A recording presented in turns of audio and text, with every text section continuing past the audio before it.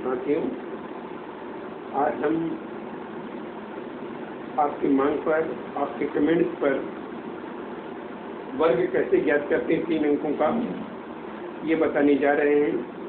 साथियों, अब आप लोगों को गणित से डरने की कोई आवश्यकता नहीं है जब तक आपके साथ मालिक राम वर्मा आचार्य जी हैं। मालिक राम वर्मा आचार्य जी गणित के भय के भूत को भगाने के लिए ही आपके सामने उपस्थित हुए हैं। अब गणित को किसी भी प्रतियोगिता में हो, हम उसे बहुत जल्द कम समय में कैसे अपनी तकनीक से हल करके बताएंगे, इसको सभी कोई ध्यान से देखेगा। जो इस वीडियो में पहले बार जुड़े हैं, मालिक राम वर्मा चैनल को सब्सक्राइब कर लीजिएगा, जिससे कि आने वाली वीडियो आपके पास तुरंत ही पहुंच जाए।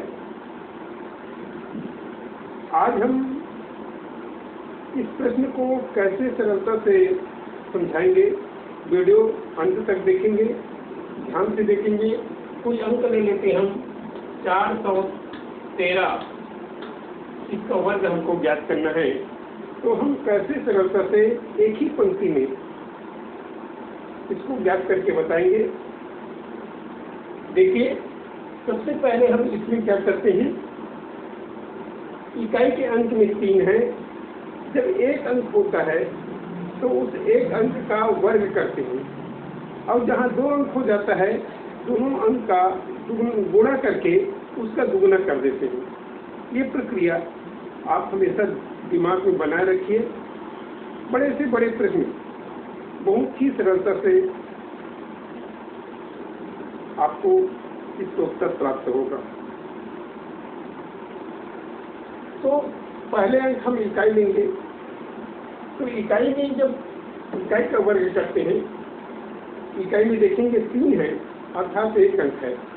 इस 1 अंक का हम वर्ग कर देते हैं, तो 3 का वर्ग होता है हमारा 9। 3 का वर्ग कितना हुआ? 9। अब उसके बाद 2 अंक लेंगे। 2 अंक लेंगे तो इकाई और दहाई दोनों का गुणा करेंगे और उसका दुगुना करेंगे। तो 3 एकम 3, 3 एकम कितना हुआ? 3 हुआ। उसका दुगुना कर देंगे तो 3 दूनी 6।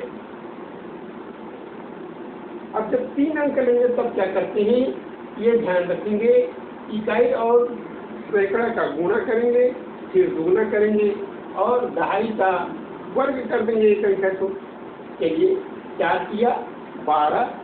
अब 2 अंक है इसलिए गुणा करने के बाद दुगुना करते हैं। 12 का दुगुना होगा 24, और 1 का वर्ग कर देंगे तो 24 और 1 25, 25 का 5, हासिल कितना हुआ?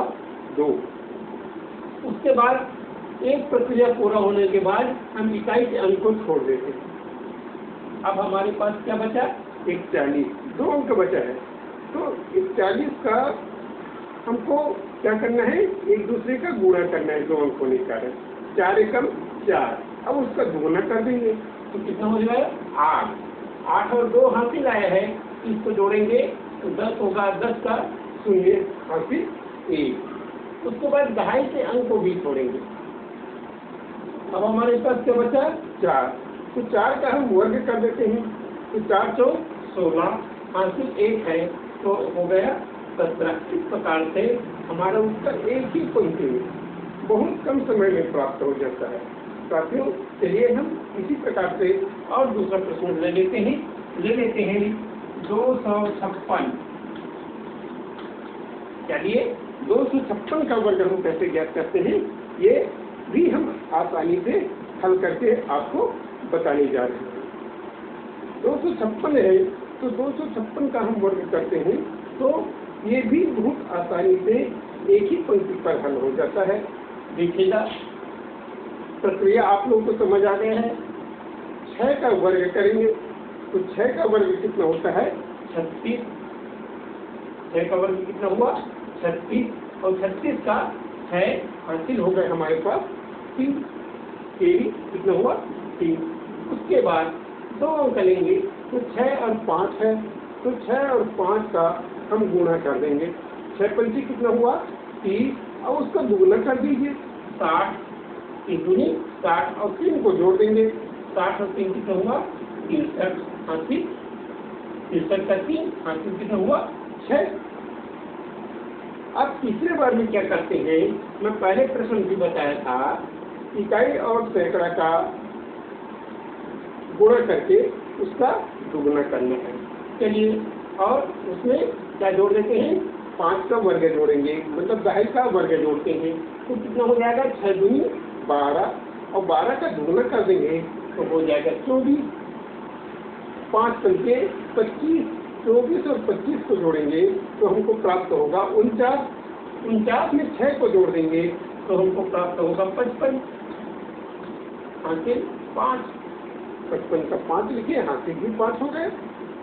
तीसरे बार में हम इकाई के अंक को छोड़ते हैं चौथे बार में, तो अब हमारे पास 2 अंक बचा है 2 और 5, तो 2 और 5 बचा है उसको गुणा कर देंगे और उसका दुगना कर देंगे तो 5 दूनी 10, 10 का हम दुगना कर दिए कितना हुआ 20 और हासिल को जोड़ देते हैं 5 तो 20 और 5 कितना हुआ 25 का 5 हासिल 2। उसके बाद हम दहाई को भी छोड़ देते हैं और हमारे पास बचा 1 अंक 2, क्या बचा है 2, तो 2 का हम वर्ग कर देंगे तो 2 दूनी 4 और 4 और 2 कितना हुआ 6। इस प्रकार से हमारा उत्तर 65,536 प्राप्त हो जाता है। इसी प्रकार से और कुछ प्रश्न हम आसानी से हल कर सकते हैं। चलिए हम कुछ बड़ा प्रश्न ले लेते हैं 4, 6, 7, इस प्रकार से हमारे पास प्रश्न है तो हम इसको भी बहुत ही आसानी से प्राप्त कर सकते हैं। इसका वर्ग कैसे ज्ञात करेंगे ध्यानपूर्वक देखेंगे और अच्छे समझेंगे। प्रक्रिया क्या है, ये प्रक्रिया अगर समझ आपको आ जाता है तो हम कोई भी प्रश्न को बड़ी ही आसानी से कम समय में सरलता पूर्वक सही उत्तर प्राप्त कर लेते हैं। देखिए सबसे पहले मैंने बताया था आपको कि हम सबसे पहले इकाई का वर्ग करते हैं, तो इकाई में हमारे पास यहाँ क्या है 7, तो 7 का वर्ग कर देंगे तो 7 सबसे कितना हो गया 49, 49 का 9 हासिल हो गए हमारा 4। ताकि उसमें तो समझ आ गया है क्योंकि हमने इसके पहले 2 प्रश्न और बना लिए हैं। दूसरे बार में हम क्या करेंगे इकाई और दहाई का गुणा करेंगे और गुणा करके उसको हम दुगना कर देते हैं। चलिए 6 सबसे 42, 42 का दुगना कर दो 84, 84 में 4 जोड़ देते हैं तो 84 और 4 कितना हो गया 88, 88 का 8 हासिल कितना आया 8। साथियों अब तीसरी प्रक्रिया करते हैं। तीसरी प्रक्रिया में मैंने 2 प्रश्नों को समझाया, उसमें बता दिया है कि इकाई और सैकड़ा का गुणा करना है, उसका दुगना करना है और दहाई का वर्ग करना है।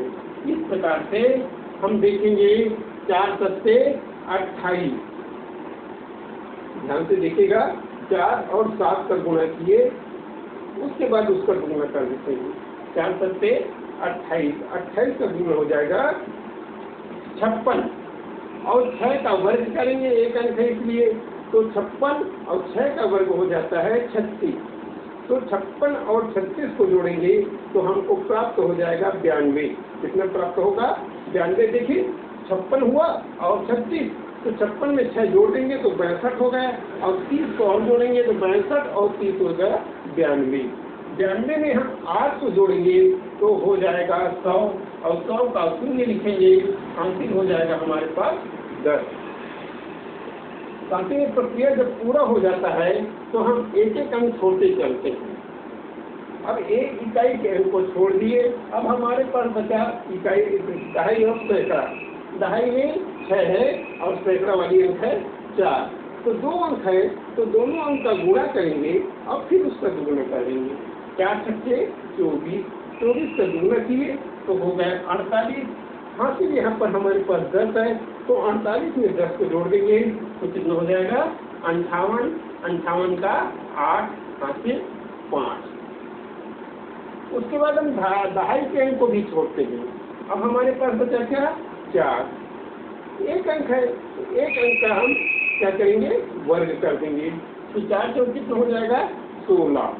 16 और 5 21। इस प्रकार से हमारा प्रश्न एक ही पंक्ति में आसानी से और सही उत्तर प्राप्त हो जाता है, बहुत ही कम समय में। साथियों, ये वीडियो आपको बहुत अच्छे समझ आ गया होगा। एक और बड़े अंक में लेकर आपको समझाने जा रहा हूँ।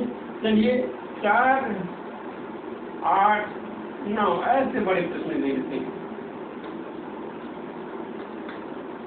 अब इस बड़े प्रश्न को भी हम बहुत कम समय में बड़ी ही आसानी से किस प्रकार से हल करते हैं, ये ध्यानपूर्वक देखिएगा।